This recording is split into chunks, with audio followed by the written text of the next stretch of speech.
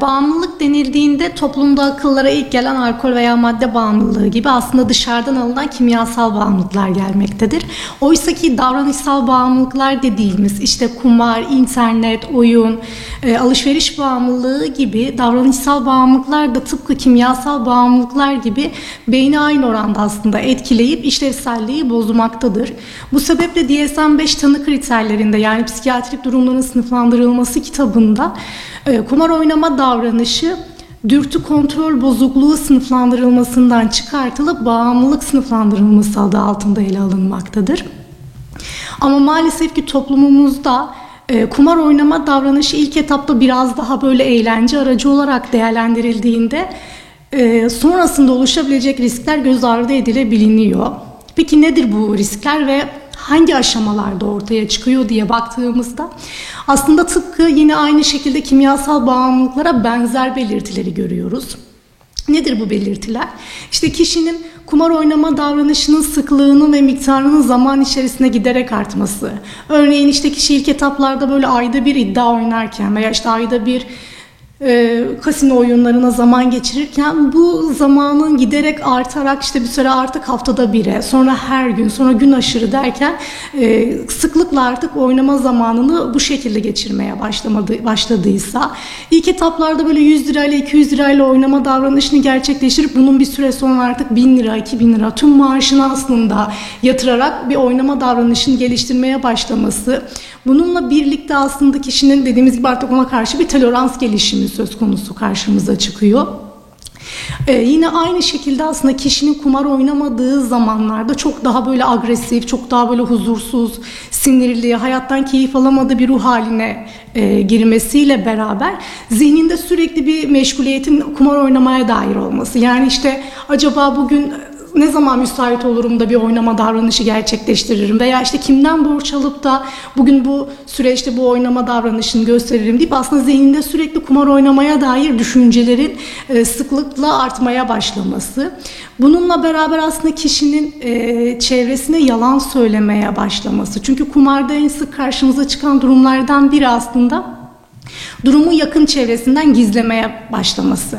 Aslında aile az çok bazı şeyleri fark etmeye başlamıştır ama bu noktada kişi itiraf edemediğinden dolayı ya da oynama davranışı devam ediyordur ama söyleyemediğinden dolayı gizleyip aslında yalan konuşma patolojik bir duruma gelmeye başladıysa, süreç içerisinde aslında baktığımız zaman peşine düşme dediğimiz kumarda da yine çok sık karşımıza çıkan bazı belirtilerden biri. Yani kişi artık bir süre sonra kumar oynarken ondan bir haz duyması veya ondan bir keyif alması değil, oluşan kayıpların tekrardan sadece kumar yoluyla kapanabileceğini düşünüp aslında kayıplarının peşine düşerek sürekli oynama davranışının devam ettirilmesi. Yanlış inançlar çok sık gelişmeye başlıyor bu süreçte ve kişi sadece tek çözüm yolunun yine kumardan aslında para kazanarak borçlarını bu şekilde kapatabileceği yanılgısına düşebiliyor. Bu sebeple de aslında oynama davranışı gittikçe devam ediyor. Bu devam ettikçe borçlar da maalesef ki artmış oluyor. Bununla beraber aslında kişinin tükenmiş evresine girdiği, yani artık tamamen çaresiz hissedip kendine zarar verme davranışlarının arttığı bir sürece girebiliyorlar. Çünkü burada artık sosyal ilişkilerinin bozulduğu, aile ilişkilerinin bozulduğu, iş hayatındaki bazı bozulmaların da meydana gelmesiyle beraber kişinin çaresiz ve tükenmiş hissetmesinden kaynaklı kendine veya çevresine zarar verme davranışı da çok sık gördüğümüz belirtiler arasında. Maalesef ki son zamanlarda da özellikle işte sosyal medyanın da internetin de gelişmesiyle birlikte artık kumar sadece bir kahvehaneye gidip oynama davranışıyla gelişmiyor.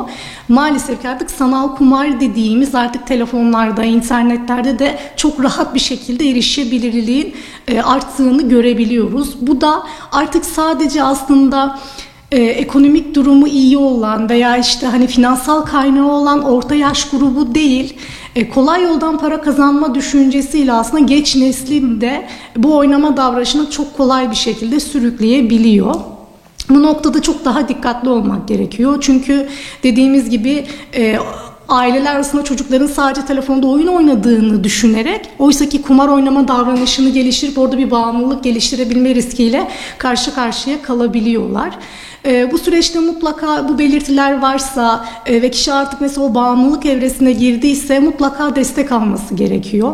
Ve bu noktada mutlaka açık iletişim çok önemli. Yani çünkü görmezden gelinildiği zaman, üstü kapatıldığı zaman kişi bu davranışını sürdürmeye devam etmiş oluyor. O yüzden aslında böyle bir riskin oluşabileceğini aileler açık iletişim kurarak konuştuğu zaman önlenebileceği, nerelerden başvurabilirler, destek alabilirler veya işte o borç durumu ne durumda? Yani çünkü bu noktada artık kişi para yönetimini kaybetmiş oluyor ve orada ailenin veya güvenebileceği başka bir bireyin aslında para yönetimini kişiden devralması. İşte aylık mı, maaşını aylık aldığı zaman aslında ailenin günlük temel ihtiyaçlarını karşılayacak şekilde nakit bir para veriyor olması. Bu noktada bazı hususlara dikkat etmek önemli oluyor. Çünkü genelde dediğimiz gibi yalan söyleme davranışı da çok sık görüldüğü için aileler bunda çok çabuk kanabiliyorlar. Aslında güven duyduklarından dolayı ya yapmaz benim oğlum bunu bu şekilde sağlamaz deyip onun söylemlerine göre hareket edebiliyorlar. O yüzden burada yine bir soru işareti aslında akıllarında kalıp olabilir düşüncesiyle hareket ediyor olmaları, oluşabilecek süreçlerdeki o riskleri önleyebilecek adımları atıyor olmaları önemli olacaktır. Maalesef ki yasa dışı bahis siteleri de son zamanlarda da aslında gündeme çok gelen süreçlerden biri. Çünkü artık dediğimiz gibi genç nesil kolay yoldan para kazanma düşüncesiyle aslında yasal olmayan sitelerden giriş yapıp oradaki o bağımlılık sürecinin içerisine girebiliyorlar. O yüzden aileler burada hani hangi sitelere giriyor çocuğumuz, nerelerde zaman geçiriyor, önce mutlaka bir denetim mekanizması içerisinde kontrol ediyor olmaları önemli olacaktır. Yeşilay Danışmanlık Merkezleri bu noktada tamamen ücretsiz bir şekilde kişinin bağımlılıklarından uzaklaşması ve tekrardan kullanmama noktasında, oynamama noktasında, başa çıkabilme becerileri noktasında ücretsiz psikososyal destek hizmeti sağlıyor. Aslında kişiler bulundukları yere en yakın merkezden nasıl destek alabilirler noktasında 115 numaralı danışma hattımızı arayarak bu noktada destek için randevu alabilirler.